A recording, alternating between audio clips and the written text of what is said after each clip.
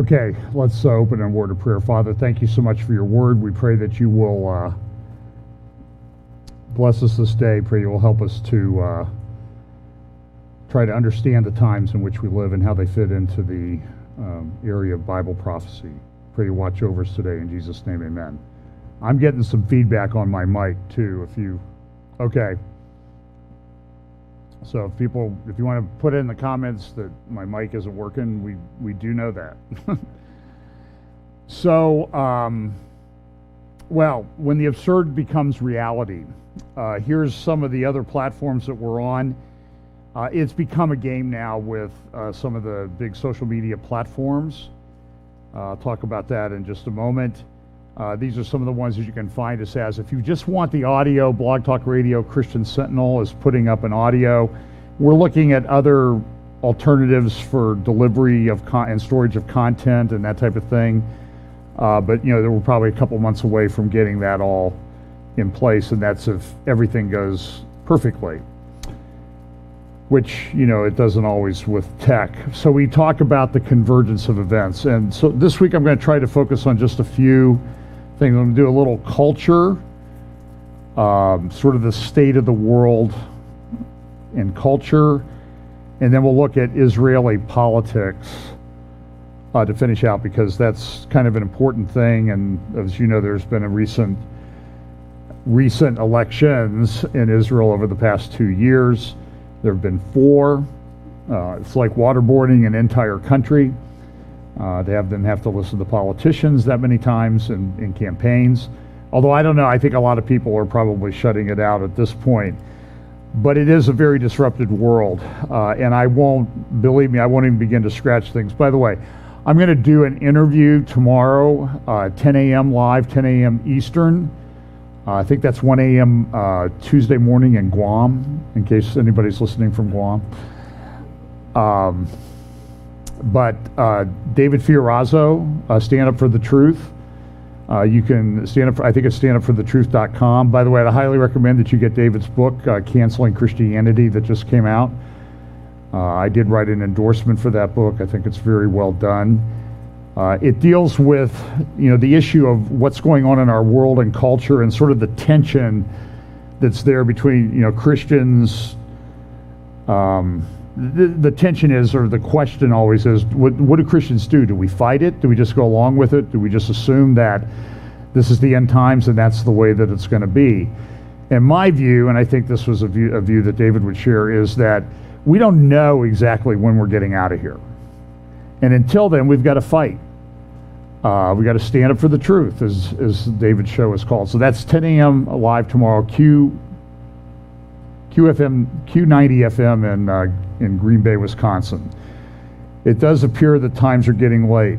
So I'll just share a couple verses with you. One is, in Isaiah chapter 5, verse 20, it says, woe when men call good evil and evil good. And I think we're at that point in time where we see these just absurd things going on, and we just need to know that this is the way it's going to be in the end times, that people are being given over to a reprobate mind. If you want to know what Romans 1 is looking at when it's talking about a reprobate mind, look at what's going on in the world. Look at how people are acting. And it's people on both sides. Politically, it's people on both sides of the aisle. Not everybody, but there's certainly enough craziness to go around. The other verse that came to mind this week, I was exchanging some things with a friend in Israel, and I was sent this joke. I'll tell you the joke because I thought it was a pretty good joke. I won't give you the version that I read online, but I'll sort of clean it up.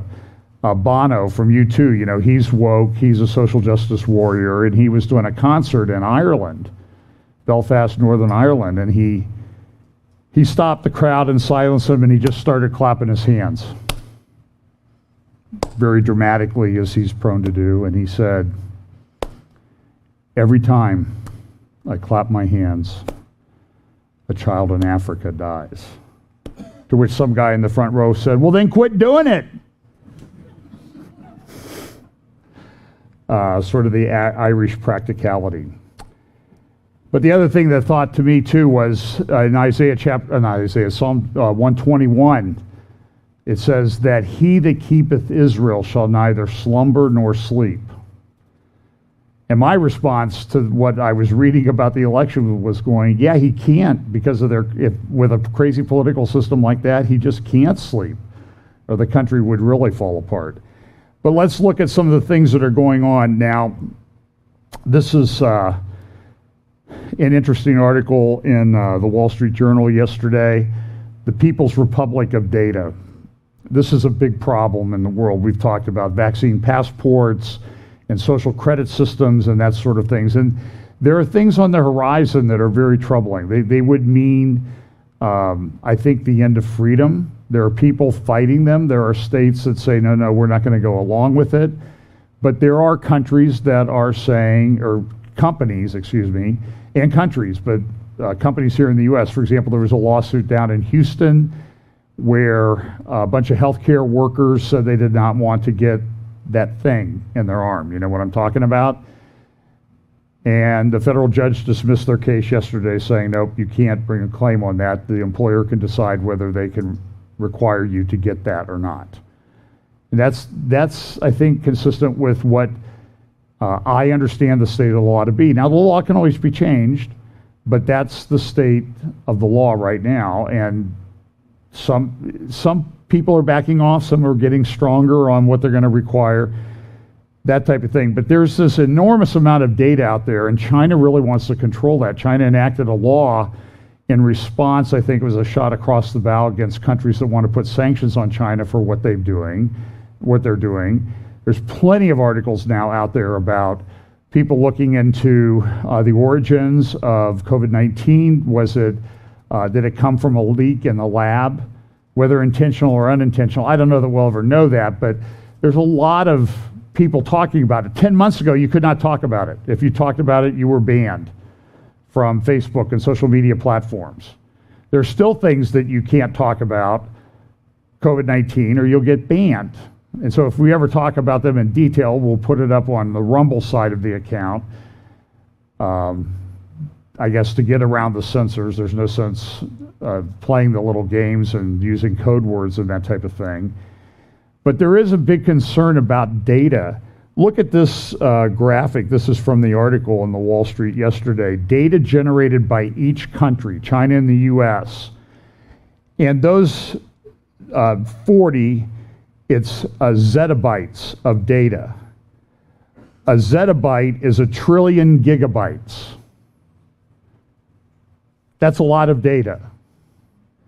And all that data, it just doesn't exist out in the middle of the air. It actually exists in computers and data centers. And so you see the growth here. You see from 2021, China and the US are under 20 zettabytes each. By 2025, they're going to be approaching 50 zettabytes, up 2.5 times. 2 to 2.5 times in just 4 years. And that's the growth of data. And as we've said here a lot, the growth in data and information does not correspond to growth in wisdom. Wisdom is on the other side. If you could turn that upside down for the wisdom graph, at least my observation of the world. And some of this appears locally. Now, this is a picture taken back in 2016 or 2017 here in New Albany, down off Beach Road. This is what it looked like.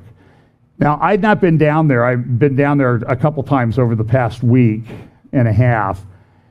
And I don't know if you've been down there, south of 161 on Beach Road. It's shocking. This is what it looks. This is a picture taken last year. And you see this so there's 161 up there at the top. There's Beach Road going south. North is at the top. And you see those big white buildings there? That's a Facebook data center. Now, that's not what it looks like. This is what the projected, or this is what the architectural rendering was of what that was going to look like. So that's looking to the east. So that's that field that I showed you. And there they have 3 buildings. They actually have 2 built and 3 under construction right now. Those buildings, to give you some idea of the size, when I was talking to somebody about it, I said, I think the buildings are 1,000 feet long.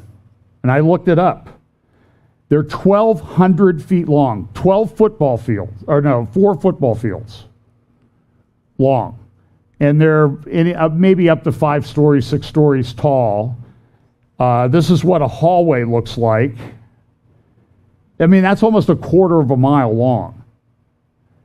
Now, that's Facebook's side of Beach Road. On the other side of Beach Road, and by the way, the Facebook investment, they actually had these little scooters to get around for the employees to get around, highly secure, and that's where all this data is. That's where these zettabytes of data is. That's Facebook. Across Beach Road, and by the way, I forgot to say it, the Facebook side of Beach Road, they've spent $1 billion constructing that and putting it together. Across the road are similar sized data centers that are being built by Google, YouTube and Google. And by no means is New Albany, Ohio, the only place where these things are. But if you haven't driven down there, it's really,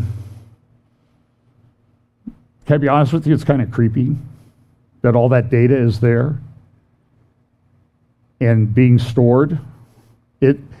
I showed pictures to a friend of mine who talks about Bible prophecy a lot, and his comment was, that's the mind of the beast, man. That's what's being done. Well, here's a couple things culturally. Now, this is an old editorial from the New York Times back in April, and it was written by the head of Planned Parenthood. Sometimes reality even hits corrupt people in the face. And so what is the title of this? I'm the head of Planned Parenthood. We're done making excuses for our founder, Margaret Sanger. And she says, we must reckon with Margaret Sanger's association with white supremacist groups in eugenics. Now, people in the pro-life community have pointed out the problems with Margaret Sanger and before her Darwin and his theories, and Margaret Sanger taking them a step forward for eugenics to get rid of black babies. That was a lot of the purpose of Planned Parenthood. And finally, the president, and when pro-life people pointed this out for decades, the Planned Parenthood people said, oh, no, that's not what she meant. Or we don't do that. The statistics show that that's exactly what they do by and large. And so now they say, now they're getting it, but they're not getting it. You understand? They've been caught with reality. And I don't know how long this person will stay as the president of Planned Parenthood. I think she succeeded the daughter of the former Texas governor who was head of Planned Parenthood for a long time. In her article, though, because she's still woke, she's still into all of this politically correct nonsense, because she says this in one of her paragraphs. And sometimes that's how Planned Parenthood has acted. By privileging whiteness, we've contributed to America harming black women and other women of color. And when we focus too narrowly on women's health, we have excluded trans and non-binary people. In other words, she just can't get to a good, solid biblical worldview about men and women. It's just not possible for her. She's got to throw that in. Now, a few weeks ago, I played for you a clip of someone in the administration who was interviewed, and in the interview, she mentioned that we have to take care of birthing people. Do you remember that? Well, what are birthing people? Well, they're mothers, right? But see, in today's woke, politically correct culture, you have to assume that, I guess, that men or trans women, which I can never remember which direction they're going, but that men can give birth too. Dennis Prager plays a clip on his show all the time. He was on Bill Maher's show might have been late 2019 or early 2020. And in it, he said the left is crazy. They believe that men menstruate. And all the people on the panel who were leftists, they laughed at him and they said, nobody believes that. Yes, they do believe that. It's always amazing to me in these arguments. You will bring up what somebody says that's just insane and against reality, usually from the left, and then all the people on the left will argue with you. Well, no, they never said that. Where are you getting that? You're making it up. Because what's important in culture today is not truth. It's narrative. There's always a narrative to shape your reality. This is 1984 come to life. This is the way cultural revolutions have taken place in large countries in the past, one of which I've just talked about. They try to control the narrative. And if I don't mention it when I talk about the Israeli elections, because that's important, there is a narrative there that they're trying to push against Netanyahu. This is postmodern. I looked in my notes. 20 years ago in August, I spoke at a church conference, and I talked about the rise of postmodernism. That postmodernism was coming into the church through a thing that later eventually became known as the emerging or emergent church. And it was always interesting in that conversation. You would say, well, the emerging church is postmodern. Well, I don't know what the emerging church is. I've heard of an emergent church, John, but what's the emergent church? Well, it's the emerging church that's emerged. And they would argue with you. And I've said this is not going to be good for Christianity because people will question truth. Because you heard Rob Bell and Rob McLaren and Doug Padgett and all the leaders of that postmodern movement that swept over evangelicalism that I talked about over and over and over again. And I talked about it at that conference in California in July or August of 2001, about 6 weeks before 9/11. And I had pastors push back on me and say, John, you don't understand, this postmodern thing will be good for the church. Now, who was right in that analysis? I would submit to you that I was right, that it was not a good thing, and now we see it. And so this was apparent it's always been part of propaganda. It was apparent and it came into the church. And now we don't really talk about the emergent or emerging church, do we? Why? My thesis is, and I think it's supportable by the facts, is that it did get incorporated into the evangelical church by and large. And that's why we have a lot of the problems that we do with the evangelical church today, because truth is not that important.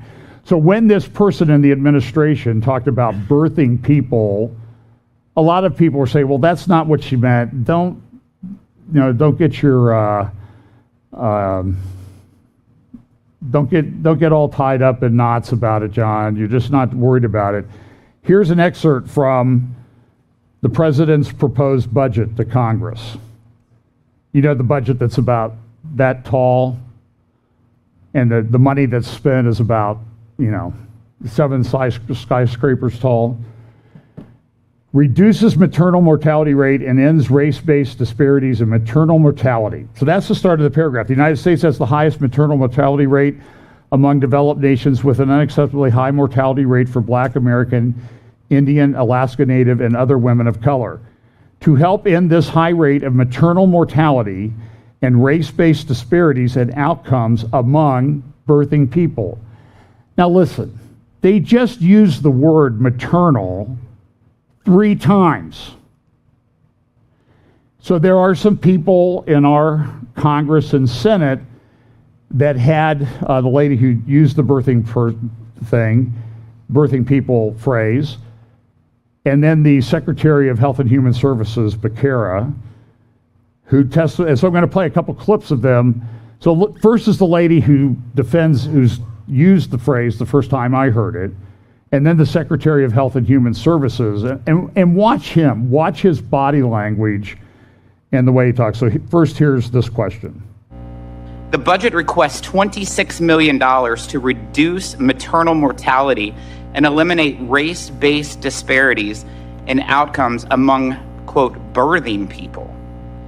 This is a shift from recent budgets, which referred to maternal health issues as women's issues. I've never heard the term before. Can you explain what it means? Absolutely. There are certain people who do not have gender identities that apply to female or male. So we think our language needs to be more inclusive in how we deal with complex issues. Okay. By the way, if I could just ask, what's the sign behind her on the door say? Where is her mask? I looked at the G7 leaders, Merkel, Macron, Biden, all sitting around the table, Boris Johnson, all coming from countries that have strict mask requirements. And what was one thing you didn't see around the table? Mask. As I said, if hypocrisy was water, the world would drown. So here's the questioning of the Secretary of Health and Human Services about the same terminology. Listen, this what she says just doesn't make any sense. She's so wrapped up in this language nonsense that it's absurd. But this is a real person who's running real programs with real millions of dollars in their budget in our government. And they believe this nonsense. As you changed a term in your budget work, you shifted from using the term mother to birthing people rather than mother. Can you help me get a good definition of birthing people? Well, I'll check on the language there, but I think if we're talking about those who give birth, I think we're talking about, I don't know how else to explain it to you other than I was a little taken back when I just read it and saw it, that the term mother was gone in spots and it was replaced with birthing people. And I didn't know if this was a direction that you were going, if there were shifts, if there are regulatory changes that are happening related to that, or what the purpose of that is. I think it's probably, and again, I'd have to go back and take a look at the language that was used in the budget, but I think it simply reflects the work that's being done. I definitely get that. I would only say, the language is important always. We don't want to offend in our language. I get that. But would you at least admit calling a mom a birthing person could be offensive to some moms, that they don't want to get like a happy birthing person card in May, or, I mean, can you at least admit that that term itself could be offensive to some moms? Senator, I'll go back and take a look at the terminology that was used, and I can get back to you. But again, if we're trying to be precise in the language that's used. Mom's a pretty good word. That's worked for a while, and I think that's pretty precise as well. Does anybody feel like, I mean, this is like we're living like in a Monty Python skit. Aren't we? I hope, no, we are. It's not a skit, though. That's the problem. It's the absurd has become reality. Now, there's another law that was put on the books. I don't have a picture of it. I think it was Senate Bill 1260. It's Innovative and Technology Act. And some of the Republican senators, not all of them, by the way, some are all for this, they said, wait a minute, the language is so broad. We're concerned that you could do embryo research and make these embryos half human or part human and part animal. Chimeras they're called, chimeras. So Senator Braun introduced here's his introduction of his amendment to the bill to outlaw that, to say, no, you can't use federal research dollars to do that. This is happening in labs all over the world now, folks. Question now is whether the federal government's going to directly fund it. What do you think the Biden administration is going to do? So Senator Braun proposed this. I'll just play a minute clip of what he had only a minute to speak. Like it's not that important an issue. He gets a whole minute. And here's what he had to say about his proposed amendment. In recent years, research involving human-animal hybrids has become much more prevalent. For example, in April, researchers in China created a monkey-human hybrid embryo that they allowed to grow and study for weeks. I have serious ethical concerns with this type of human chimera research. My amendment would ban the practice by applying the NIH's current anti-chimera policy universally. Due to the dangerous and offensive nature of this research, my amendment imposes penalties on those that participate in this unethical research. We must act now. Just this morning, the International Society for Stem Cell Research, an international standards-setting body, issued guidance that permits the creation of human-animal hybrids. I ask that my Senate colleagues reject this foreign position and maintain our own NIH's ethical standards. All life is sacred. It is Congress's responsibility to enact common sense. Senator's time has expired. Bioethics. Please support this amendment. And what do you think they did with the amendment when it came up for a vote? They voted it down. Now, they'll say, well, that's not really provided for in the legislation, so I don't know why he's making this proposal. Well, he's making this proposal because he's actually looking at the news and he's seeing what's going on with reports. I read a report, a journal article this week. It was in the Journal of the American Psychoanalytic Association. I bet they have a rip-roaring good time at their conventions. And the title of the article, you can look it up, on having whiteness. And it talked about how whiteness is a malignancy, essentially, that you can't get rid of. See, this is what's the problem. This is leftism that we see running rampant through our culture it's a religion. But in that religion, unlike Christianity, we have this glorious gospel of Jesus Christ that offers redemption to all who believe on the full, complete, finished work of Jesus Christ on the cross to save us from our sins, to get us right with God. In leftism, there is no redemption. I would submit to you that ultimately there's only death and despair. The whole culture is going like that. There were reports out this week about among teenagers and young people, they are very unhappy on scales that have just never been seen in American culture.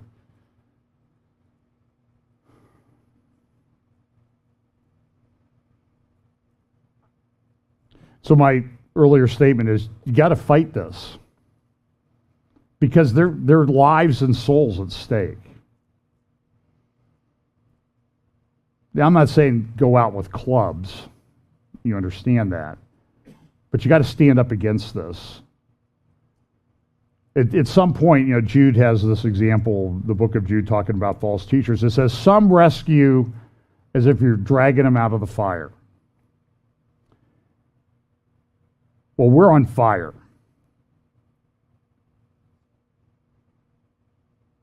And people are being destroyed. And I'll say it again. Look, if you're a grandparent, help your kids homeschool your grandchildren. Get them out of schools because this is just going everywhere.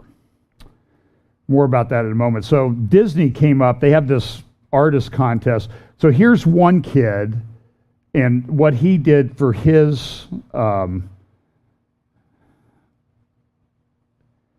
this is a artist thing that he did. You see the art that becomes a flower, and that's a plate of cookies that becomes a flower. And you'll see about who it's about in just a moment.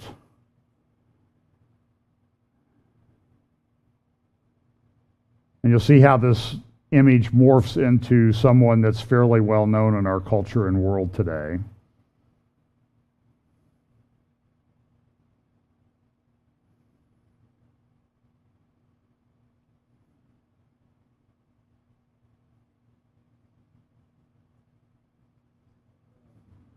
Making history her story. Now listen, assigning messianic godlike qualities to any politician, left or right, is very bad. You should not do that.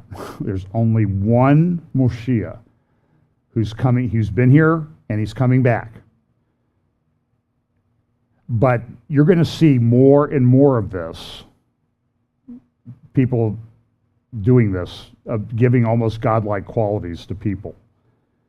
This is the new Time magazine that will be coming out this week. I think that's 007 is now our president. Very cool, and he's got Putin in his sights. Now, do you see the narrative? This is pure propaganda cover from Time. Now we know where they lean politically and that type of thing. We know, for example, there were a series of covers on Time magazine back during the prior president's administration that they weren't making him look like 007. In fact, when Biden came into office, this was the Time cover, day one. And now this is the current Time magazine that's out. It's an animated title. Will never be the same. That's pretty accurate, actually. This fight goes on in the schools. One school, they had trouble with, Columbus Day. Then it was Indigenous Peoples Day, and people reacted to that. So what they did was they just said, they're not going to have any more holiday names. They'll just have days off. Because again, why? The narrative has to be done, because any naming of something after somebody is bad. Now, I don't have the video clip for this. The audio was not that good. This lady, they're having a battle in Loudoun County, Virginia. Talked a little bit about it last week over critical race theory. And the Loudoun County School Board has doubled down on it. And now people are coming in that are supporting it. And they're saying, we've got to have this. This is the truth. Critical race theory is the truth. It's a lie. It's racist at its core. And I'm grateful for all the parents and people who are going to school boards all over the country and standing up against this nonsense. And they're getting cut off, and they're getting called racist. Some of them even are losing their jobs over it. So these are courageous people that are standing up for truth and what's right. So this is an article. This is from a local news station down there in Loudoun County, Virginia. And this lady gets up.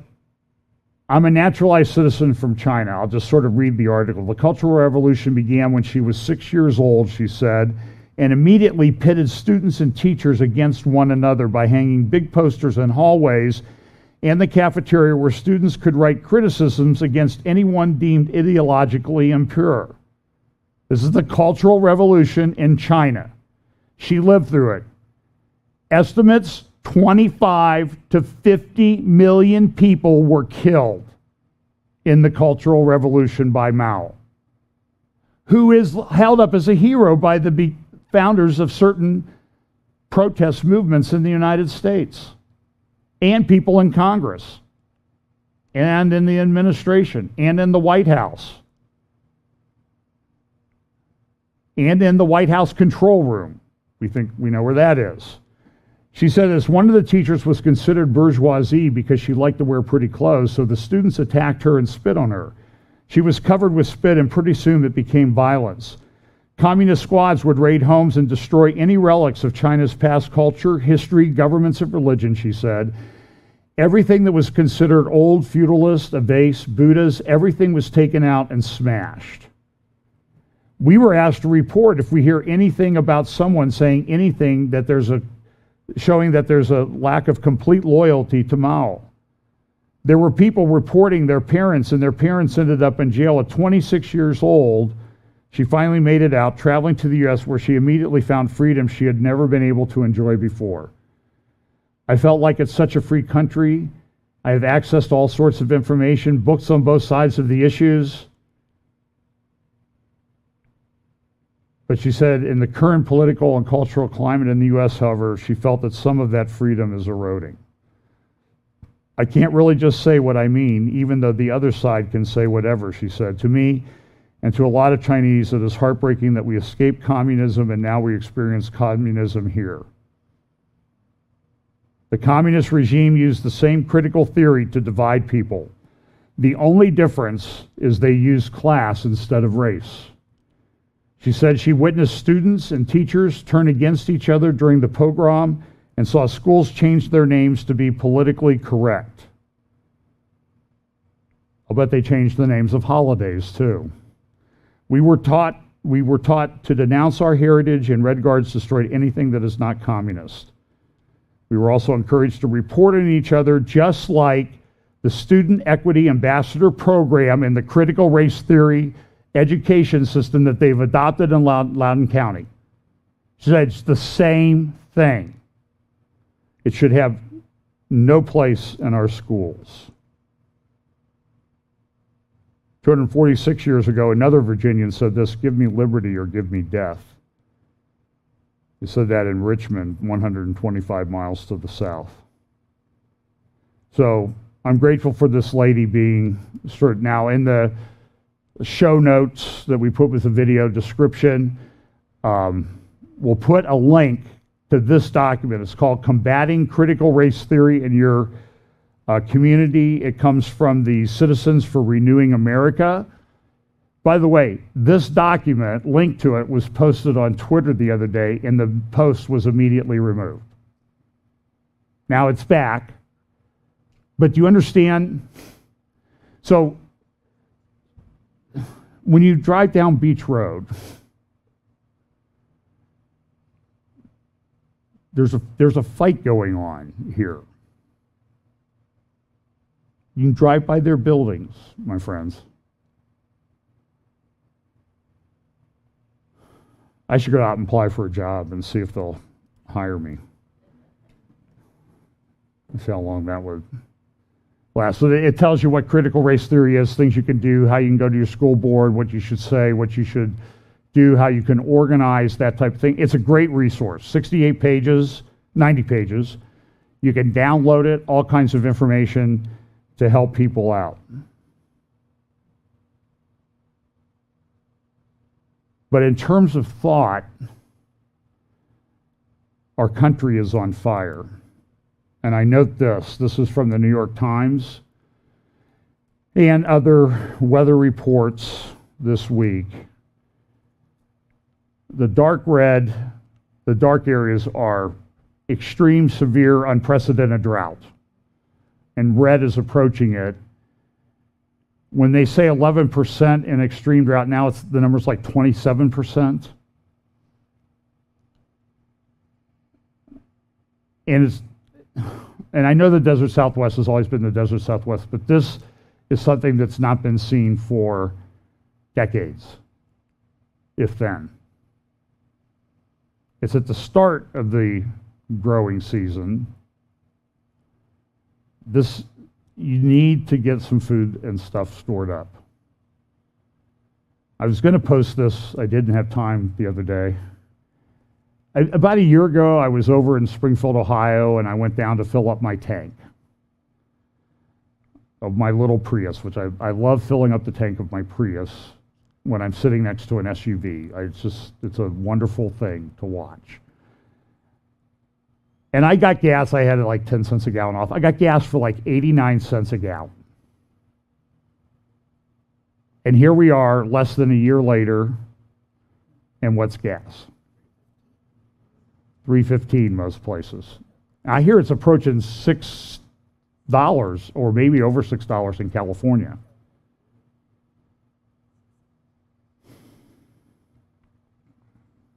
I'm getting very nostalgic now. I remember in America where we were energy independent, it was like less than a year ago.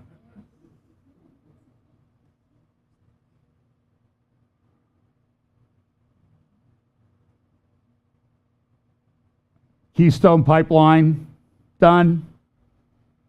Arctic Wildlife Refuge leases for oil and gas that have been around for what, 40 years? Gone. Terminated.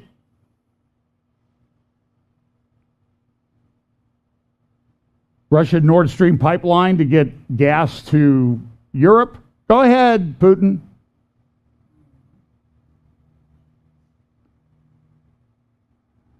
That pipeline's okay. Somebody pushed back on me when I said this last week. It was like, well, you know, the Keystone Pipeline wasn't built yet. Yeah, I know. There were like 20,000 people building it with jobs, real jobs.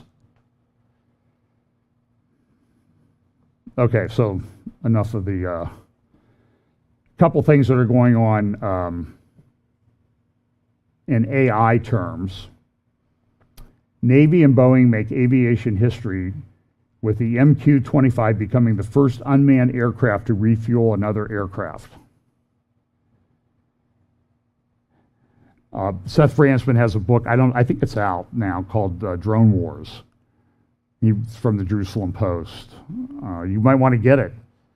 This is changing warfare and how people analyze warfare. And now we have refuelers that are remote operated. At least the first test ones are showing to be successful. It's actually not a bad thing. I have a friend who used to serve as a navigator on refuelers. Sometimes I'd ask him, what'd you do last week? And he says, well, I went to Greenland, then we went to Australia, and then I came home so I could go back to work on Monday. But these things are very volatile, as you can appreciate. They're filled with fuel. And then here's another one. This is from the Department of Defense, U.S. Department of Defense. Ghost Fleet Overlord Unmanned Surface Vessel Program completes second autonomous transit to the Pacific. Now we have ghost ships. And this is changing the way, but you need to understand that you don't need the logistics to be involved with an aircraft carrier if it's remotely controlled. You don't need groceries for 5,000 crew members.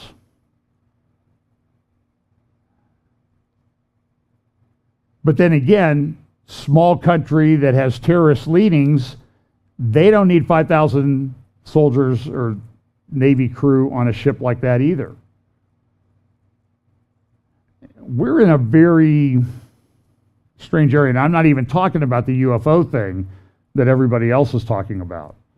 Because I don't know what it is yet. The report hasn't come out. The report, I'm pretty sure, is going to be very non-specific. That there are things going on that we can't explain. Personally, I think it's demonic. The increase in it means increase in demonic activity, which is one of the things I would expect as we get closer to the return of the Lord. So let's look at a few other things here. This is not necessarily in... here's a federal judge. He overturned California's 3-decade-old assault weapons ban. He said the ban was a failed experiment. California's governor called for the ruling a direct threat to public safety. I think Governor Newsom is a direct threat to public safety for many, many reasons. Now, I'm going to kind of bounce around a little bit. The Iranian cleric who founded Hezbollah before Nasrallah, he died of COVID this week. Anti-Semitism continues to grow in a lot of places. This is from the Jewish Chronicle in the UK. And you see the headlines. This is in a Jewish newspaper. Drama students are terrified of being identified as Jewish. Look at the headline on the right. Well, below, Equity Row as Jewish actors fear being blacklisted in this medieval hate and Holocaust slurs on display at Rally for Palestinians in London. And I'm pretty sure that's Hyde Park there in that picture that Brian just had up. And that picture, that's Hyde Park. That's Speaker's Corner. That's supposedly the big free speech place. So you can go there and do that, and you can post this stuff on Twitter, and you won't get banned. But if you post something to fight critical race theory, you're putting your account at risk. And this is the reality in the UK. This is happening in the United States as well. We have a person in Congress who posted a tweet this week that really put an equivalent between what Israel and the United States does to what Hamas does and the Taliban. That's Congressman Ilhan Omar. Even Nancy Pelosi's pushing back on this one. So that ought to tell you how bad it was. And of course she said, oh, I'm just the one war crimes investigated. Baloney. I don't believe it. Now this is I don't have the video of this, but this reporter was outside the Damascus Gate in the Sheikh Jarrah neighborhood that I've talked about, the one where there's this dispute going on. Jewish people had bought and built homes there starting in the late 1800s. When Jordan took it over, Arabs came and took over the homes. And for 40 years, they've been trying to get their homes back or get paid rent. And this is the big flashpoint. So this reporter, really propagandist for Al Jazeera, she was arrested. And oh boy, the journalists all over the world are, oh, well, look, it was terrible. Look, they broke her arm. It's just awful what they did. And there's pictures of her, with her arm in a cast. And I didn't get the video put in. I had the video. Okay, so she was arrested, beat up. I was tortured. So this is in the afternoon. The next morning, this is what she looks like. And I can show you the video. You can go find it on elsewhere. 10 minutes later, she's hugging her children, patting them on the back and stuff like this. This is a made-up, fake propaganda piece. This happens all the time. Well, I said I was going to talk about it. I'm trying to remember what. Okay. So let's set this up. This is going to kind of bounce around a little bit. So when all this stuff started going on in the Temple Mount, remember I showed you the pictures of the fire and everything?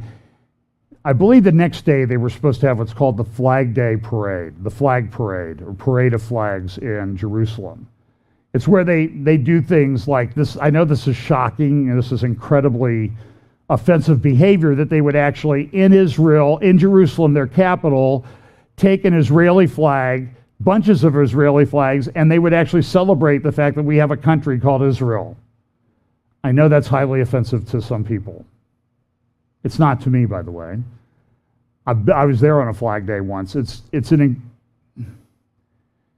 If you believe Israel has a significance prophetically, it's a very emotional thing to watch.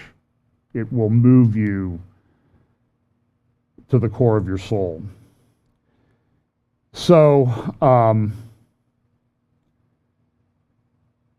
but then as the election took place and they got closer to the election, Hamas started saying, if you have that flag parade, we're going to start throwing rockets into Israel again. So what do the politicos in Jerusalem do? Cancel the parade flag. We'll postpone it for a while. And this is what Jerusalem's deputy mayor said: walking with Israeli flags is fermenting, but is walking with pride flags in front of the great synagogue okay?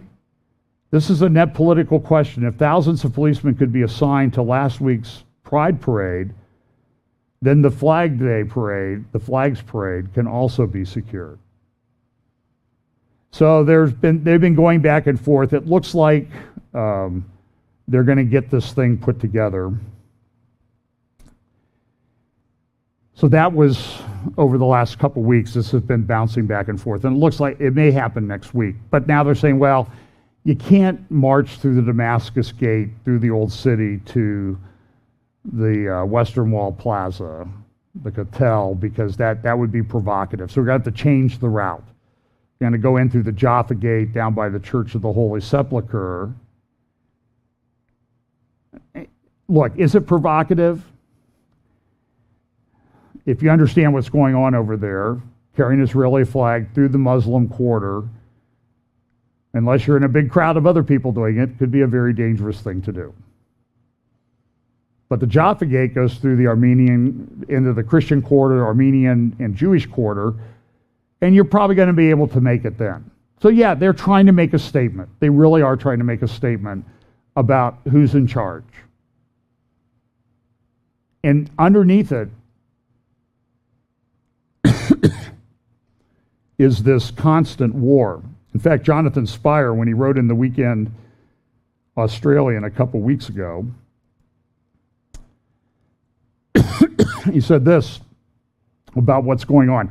This series of events is a reminder that Jerusalem, and in particular its Old City, and in particular its Temple Mount Haram al-Sharif, remains the absolute center point of the long dispute between Jews and Arab Muslims for sovereignty west of the Jordan River. He's exactly right. And that's what the Bible says, that Jerusalem will be a cup of trembling. So I'm going to ask you a question. Is it right now a cup of trembling? Absolutely. There's no question that it's a cup of trembling right now. Could it ramp up? Yeah, it probably will ramp up. The other thing that happened in connection, so they're swearing in a new government today, maybe while I'm talking. Naftali Bennett will be the new prime minister.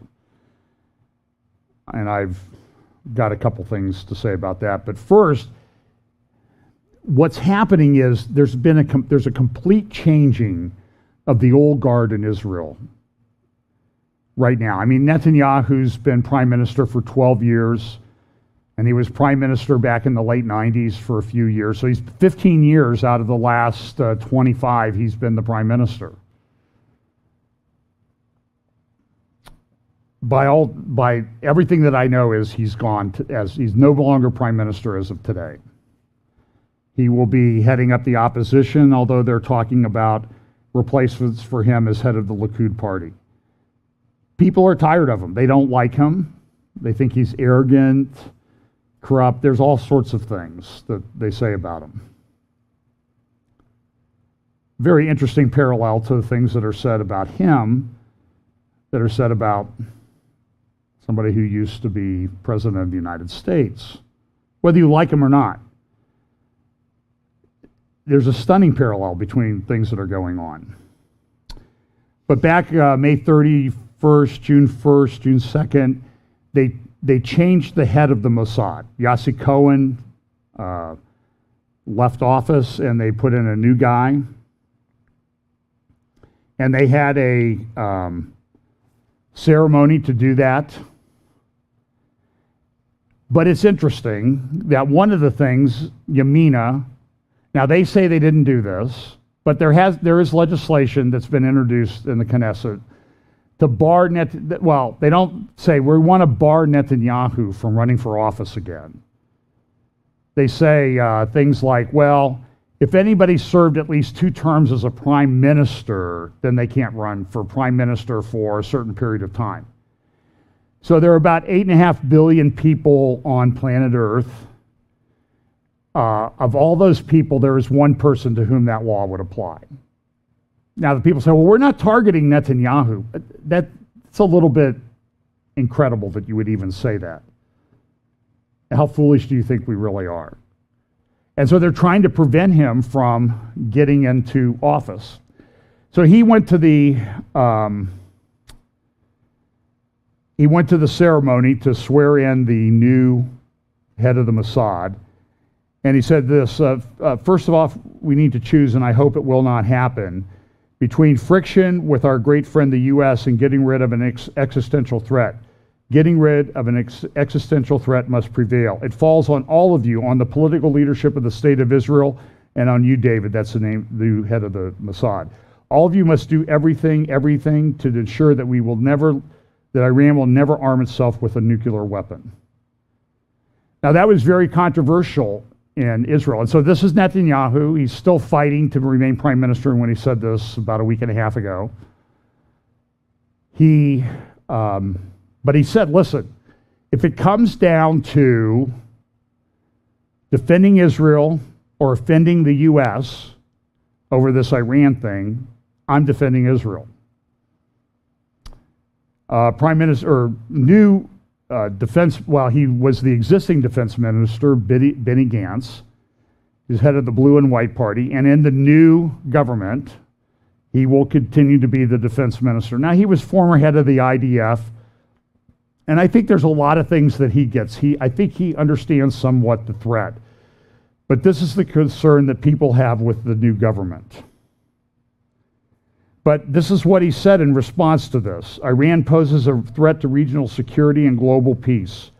It supports terrorism and is pursuing nuclear plans that pose an immediate threat to the state of Israel.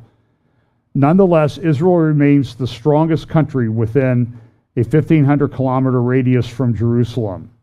The U.S. has been and will continue to be Israel's most important ally, protecting Israel's security and safeguarding its qualitative edge in the region. The Biden administration is a true friend of Israel, and Israel doesn't have and will never have a greater partner than the United States. Even if differences arise, they will be resolved through direct dialogue behind closed doors and not through provocative statements that serve to harm Israeli security.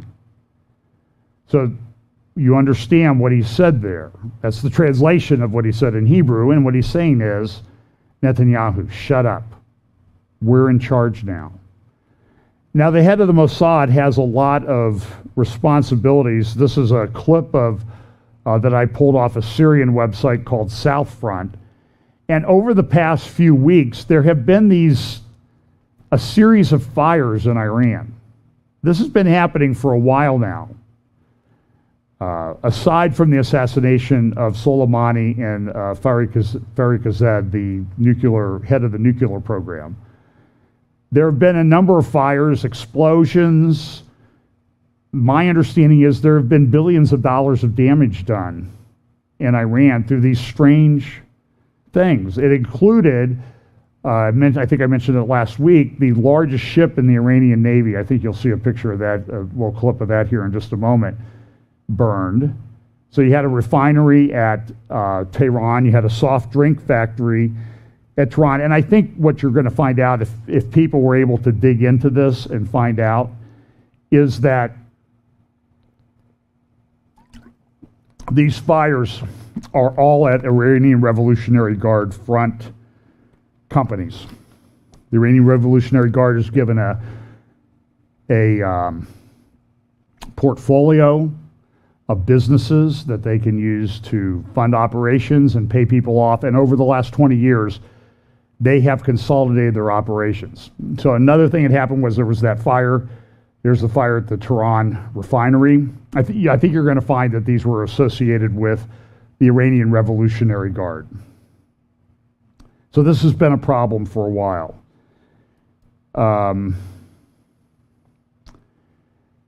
So now Israel has apparently a new government.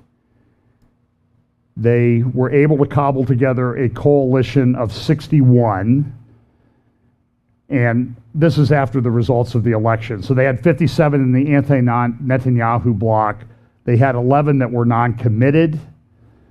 You'll see the 11 non-committed, 7 came from the Yamina Party, which is the New Right, and 4 from the United Arab List, which is the Ram Party, which is an Islamist party I'm going to talk about in just a moment. So what they did, it used to be a pro-Netanyahu bloc, And you'll see, even if Netanyahu got Yamina, and Naftali Bennett, the head of Yamina, was going to go into a coalition with Netanyahu, 30 Likud, Shas, United Torah Judaism and Religious Zionism, the Orthodox groups, they had 52. With Yamina's 7, they would have had 59. They need 61. So at the time, Netanyahu reached out to the United Arab List, the Ram Party. It didn't work. For whatever reason, I think that maybe there was, the article I'll share with you in just a moment indicated that the Likud was making too many demands of the Ram Party that they just couldn't go along with. But now, Naftali Bennett reached out to some other right parties, and he's been able to they've come up with a coalition of 61, including the 4. So you have Yesh Atid, that's Lapid's party. You have Yisrael Betenayu, that's Avigdor Lieberman's party. Labor, New Hope, that's Gideon Sa'ar. Those 6 people used to be in Likud. So you can see if Netanyahu had those, he would almost be over the top with. So Likud, 6 people left Likud and formed a party. So now what they've done is they've essentially exchanged a government that had religious Orthodox and right parties in the current Netanyahu coalition, at least as of a couple of years ago. And they had these 4 elections in between. But they've exchanged the right-leaning Orthodox parties for the left-leaning parties. And they'll say that Lapid is center or center-left. I'm not sure I agree with that. Blue and White, that's Gantz's party. That's, he's a former IDF guy, so he has some right qualities. But you saw what he just said in response to what Netanyahu said about the existential threat to Israel. So this is all very complicated. And so, as I said, when I quoted Psalm 121, he that keeps Israel shall neither slumber nor sleep, it's true. God can't with this kind of mess going on. This is just insane. It's the most, it's like quantum physics. Remember Chuck Missler used to say, quantum physics is something that can only be understood by incredibly gifted and trained physicists and 3-year-olds. Well, I would say that's the same thing that you could say about Israeli politics. It can only be understood by gifted political scientists and political people who act like 3-year-olds a lot of the time. It's an insane system. And the right parties, the Orthodox parties, they've taken advantage of this. They've used this, they've got it so that they don't have to serve in the armed forces, and then go to yeshiva and study the Torah set and make babies.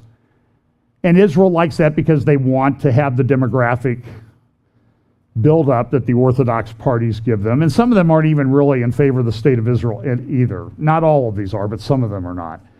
So it's a crazy system. Now the left is going to come in. And so this is an article from, I think, is I-24 News. On the eve of the new government swearing in, few Israelis trust it will last. It's provoked a lot of reaction. Bennett, as I said, is supposed to be sworn in as the head of the government. But look at this. There are 121 members of Knesset. He got 7. He got like 5% of the members of Knesset and about 6% of the popular vote. So the guy with 6% of the popular vote is going to be the new prime minister. And the question is, how much is he going to have to compromise? And now they have this Ram Party, which is an Islamist party. Let me just tell you a little bit about that. This, so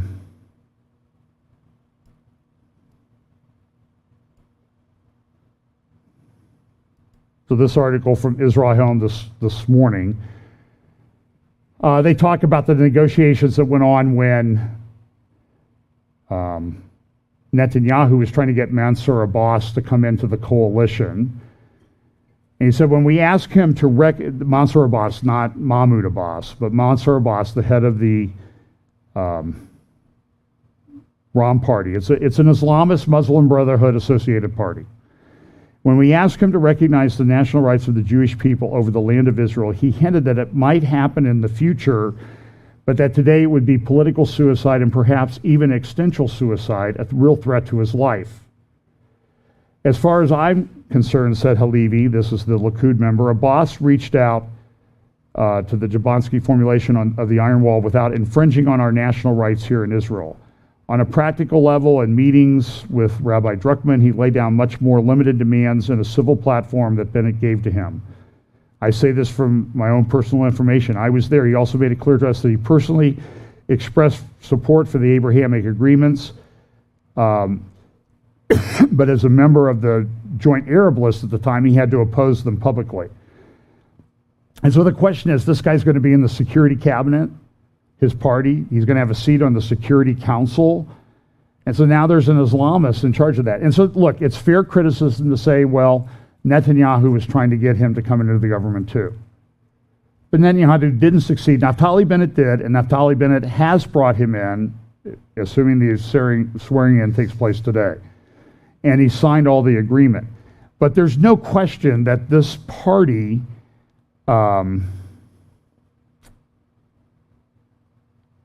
this Arab party is very problematic. Caroline Glick, who I trust a lot, doesn't like it. So now we have what's going to happen with Israel. That's everybody's question. Is it over? Is it done with? Is the country on the brink of going away? And the question is, it's very touch and go, in my view. Now, there was also, you need to know, during this process, there was a Mike Evans, who runs the Friends of Zion Museum, built the Friends of Zion Museum in Jerusalem. Some of you might have been there. It's nice. I think it's deficient in a lot of, I've said what I think is deficient about it. We won't go into that today. But it's a nice place, for Christians to go. He does the Jerusalem prayer breakfast. They held that this week.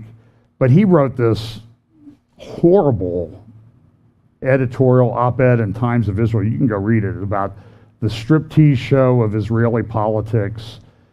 And he just went way overboard.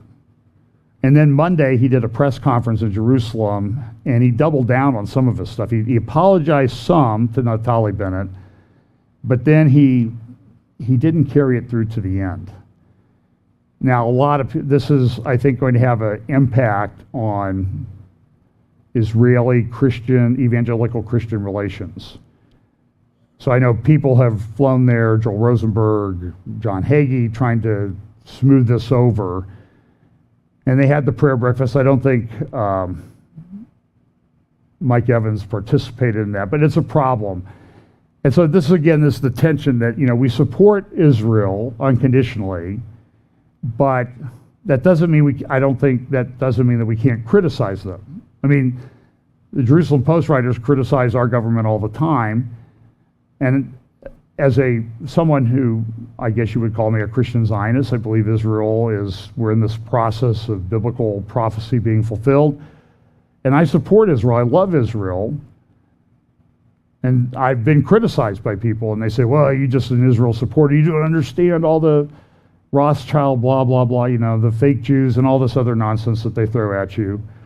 I'm like, I don't support everything Israel did. I don't. I think they should have bombed Iran years ago. So there, see, I don't support everything that they do. Well, that really sets them off when I do that. But I do believe that. They have an existential threat here in Iran. You'll see a little bit more about that in a moment. So here's Caroline Glick's article in Friday's Israel Hayom.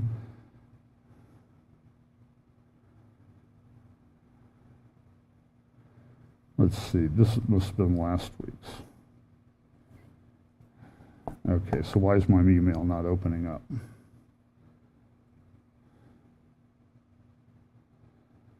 Well, her article this Friday, and I'll just read a little bit of it, The Great Unraveling. Because what she's saying is, listen, with the Biden administration that we have now, we have a major problem. There's the article, The Great Unraveling. Over the past decade, she says, for the first time in its history, Israel developed a strong diplomatic posture in the region and worldwide. Israel developed strategic ties with Arab states and the states of the Eastern Mediterranean. It has built close ties with the EU's Visegrad group of Central European states, Hungary, Poland, Slovakia, and the Czech Republic, as well as Austria and Italy. Israel upgraded its diplomatic and trade relations with the states of Africa and Central and South America, as well as with India, Japan, and South Korea. And she gives credit, what I think credit is due, that a lot of this was done at the behest of Benjamin Netanyahu. She said the second reason Israel's diplomatic position is likely to soon crash is because Lapid and Defense Minister Benny Gantz, along with most of their partners, do not share Netanyahu's diplomatic vision. Lapid is set to become foreign minister. Lapid, Gantz, and the rest of the members of the incoming coalition are members of Israel's elite class. Israel's elite encompasses the political left, the media, the senior brass of the security establishment, and the senior leadership of the foreign and justice ministries, and right-wingers who prefer their company and plaudits to those of members of their own camp. Israel's elites, almost to the man, believe Israel's diplomatic position is exclusively a function of its relations with the Beltway establishment. The closer Israel is to the American ruling class, the stronger it is internationally. And this is just absurd.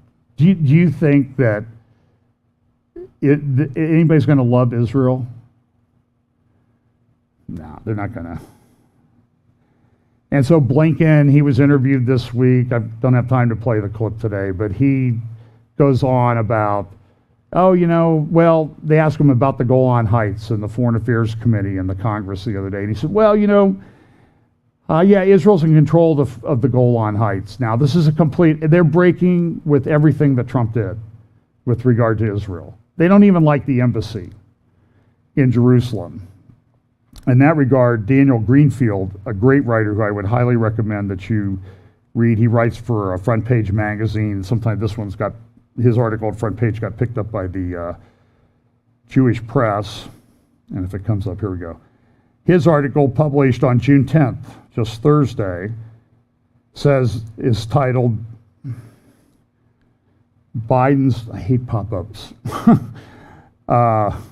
Good grief. I don't want to sign up for email. I know how to do that.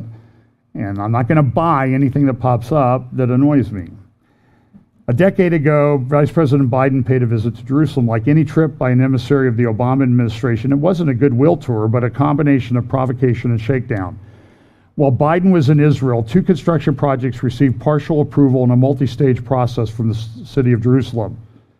Biden responded by staying up in his hotel room and refusing to come down for an hour. When he did come down, he hugged Netanyahu and assured him, just remember that I'm your best friend here.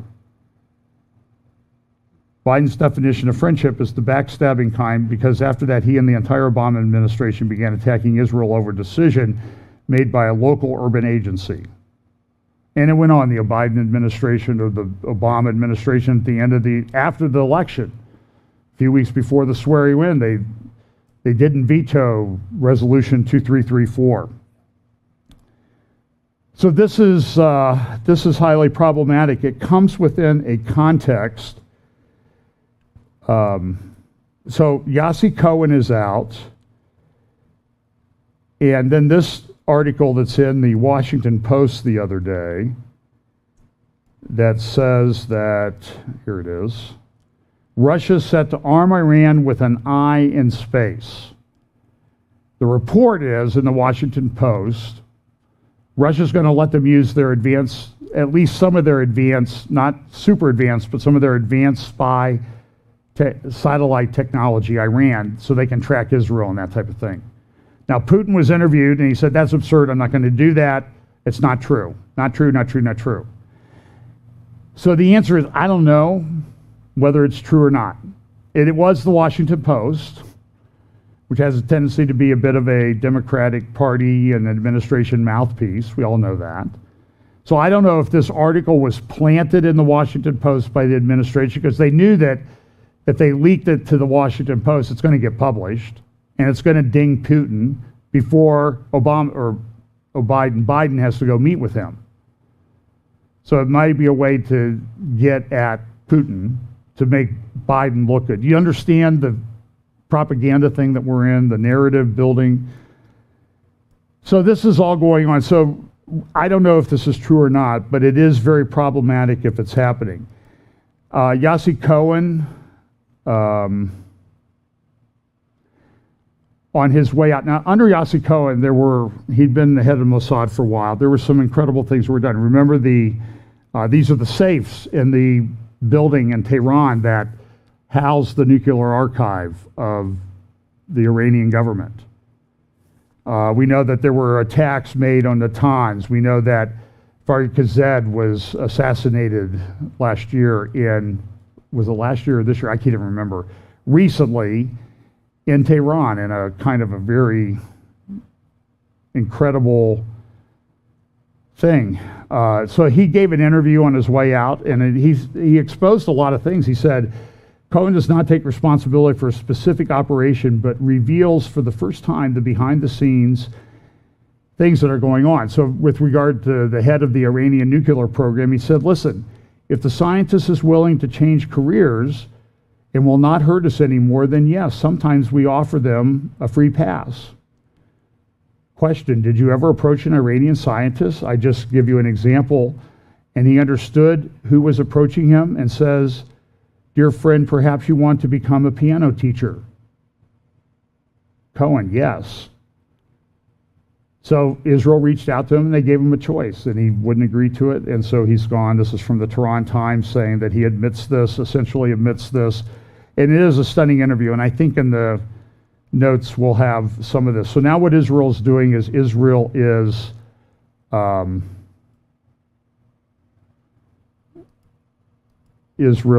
can you zoom back out? Israel is assessing what happened with the operation at the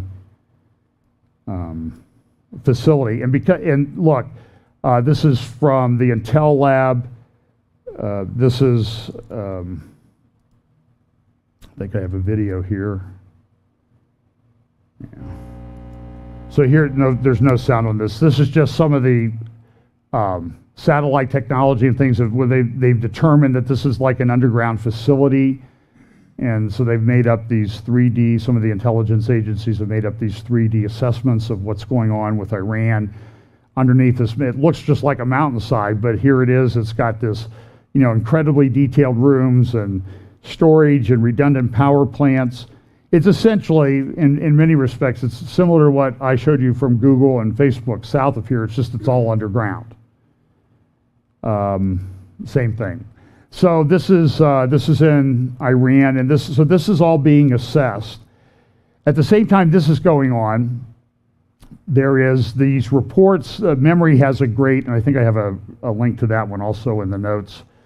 Memory has put up some YouTube videos that came from Pakistan, and in Pakistan, one of the things they have is this Islamic scholar. This guy died over 20 years ago, but they have a YouTube channel that reposts his videos. And here he's saying, look, the Palestinians, the Arabs, he says, are going to be punished. And he talks about what he thinks is coming, which is a rebuilt temple on the Temple Mount in Jerusalem. That Al-Aqsa and the Dome of the Rock are going to be destroyed in some war that comes. This is very interesting that this is like 30 years old, this video, and it's got hundreds of thousands of views now.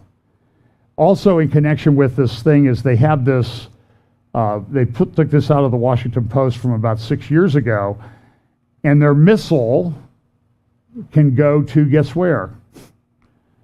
Look what's in the circle. And they say, we're going to go against, I guess I forgot to insert the video. There's a video that they have. You can find it at Memory, and you can go link to it on YouTube. where it talks about they don't like Israel, the United States, or India. So when you see this picture at the beginning of the video, you see the chessboard. What are the two flags there on those two chess pieces? Israel and India. Because they say, we have nuclear weapons. Israel fears us because Iran doesn't have them, we do. And this is what we think of Israel. And they show these graphics that show you're within missile range of us, and we're going to take care of you. So what they're doing in Israel right now is they're assessing all the stuff that's going on, what Pakistan capabilities, Iran's developing capabilities, what the Biden administration is doing to get this JCPOA agreement back in place, and how did we do when we attacked Hamas in Gaza, and apply it to what they call the Third Lebanon War. Now, this is where it has Bible prophecy significance, because this is going to happen on the mountains of Israel in the north. Very pastoral looking. I've driven that border. It looks like California. You just don't know that Hezbollah is right on the other side of the fence that you can see as you drive along. And there's tunnels probably underneath part of where you're going, and there's over 100,000 rockets that they can launch. So this is what INSS also talked about, the next war in the north, and I'll be talking more about that as we go forward. Blinken said in an interview the other day that Iran's nuclear breakout time is a matter of weeks if violations continue. So what are we going to do? We're going to go back to the JCPOA, which wasn't going to prevent them from doing this anyway. The whole thing is absurd. So I've told you to remind me to say something about the Israeli election, but now I don't remember. So you don't remember either, do you? It's a very tenuous political thing there. I support Israel. It's from where we get a lot of our biblical heritage. Well, really, all of our biblical heritage comes from that region. So we can understand what Jesus did for us and the two comings of the Messiah. It's all very, it's unfolding right in front of us. And it's starting to come together. So we're going to continue to talk about it because it is important. But there's a war coming in the north. And the question is, how is Israel going to be able to handle that? Now, there are people that are involved in the, Kochavi is still head of the Israeli Defense Force, and they still have the Israeli Air Force. But this is all very problematic when you have an Islamist party sitting in the security cabinet. In fact, when you look at some of the videos from the Pakistani TVs, they talk about a Hudna. They actually come right out and say, this is a Hudna. We're entering into a truce with Israel in Gaza because it's a Hudna. And in Islamic thought and theology, a Hudna is what you do when you are weak. You make a peace agreement. Then when you're strong, you can break the peace agreement again. So I think this is all very biblical. The Abraham Accords are involved in this. I do think that we're missing a lot. And then there's this one story that has been appearing in a number of places, but there was a big article in today's Washington Post about this coup attempt in Jordan. And the conclusion of David Ignatius, and I'm no fan of David Ignatius, but it's a pretty good article. You should go read it at the Washington Post website. He talks about this coup and that there were some people involved in the coup that tried to get Jordan, change the government in Jordan so they could get into the Abraham Accords or the Trump peace deal, to change Jordan's orientation or to get Jordan out of controlling the Temple Mount. So this Washington Post piece is blaming Trump and Jared Kushner. And it may or may not be true. I have no way of knowing. I'm just telling you what's reported, and it's being picked up by press outlets all over the world. There clearly was a coup attempt, and there were Saudi people close to Mohammed bin Salman, that were involved in this. And then there are messages that people have seen that talk about some other outside third parties that might be involved. And a lot of people think it's Jared Kushner. He's got that Institute for Peace that he started. But this is what I was going to tell you, and I'll finish with this. So this narrative thing is a big deal. They got to have this narrative. So when Netanyahu, he doesn't like losing. I'm pretty sure I know that about him. He came out and said, so Naftali Bennett said, listen, I'm never going to join with the left parties. I ran on a platform that I would never go into a government with them. I'm in with the Netanyahu side or not, or I'm out. But he didn't, not only did he not do that, now he's going to be prime minister. So a lot of people are upset. Like Caroline Glick in one of the elections, a couple elections ago, she ran on the Yamina list for Knesset. It's safe to say that she is very down on Naftali Bennett right now. And other people who ran with him. But this happened to Netanyahu too. I mean, Naftali Bennett was his chief of staff at one point, and now he will have nothing to do with Netanyahu. So what really unites the anti-Netanyahu or the government now is that they hate Netanyahu. So Netanyahu came out and said that Bennett saying he would do this and then not turning around and doing the exact opposite is the greatest election fraud in history. So what do you think happened in Israel with the people who didn't like Netanyahu? That's incitement. He's trying to get at an insurrection. He's trying to cause violence. That's not what Netanyahu said. Okay? But they saw how it worked with what happened in the United States. So now they're going to port it over to Netanyahu. It's the whole narrative thing. If people can't see that, I question their judgment. And they may like that it's being done because they don't like Netanyahu. That's fine, okay? But I'm just saying is this narrative thing is always being done in our politics now, and you got to be on watch for it. It's a postmodern way of doing everything. It's killed the church, it's killing politics, and it's going to lead to someone who's going to have the ultimate narrative. He's going to come with a mouth speaking great lies. Do you think the world is less set up for that now than it was, say, a month ago? No, it's more set up for it now than ever. That's my concern.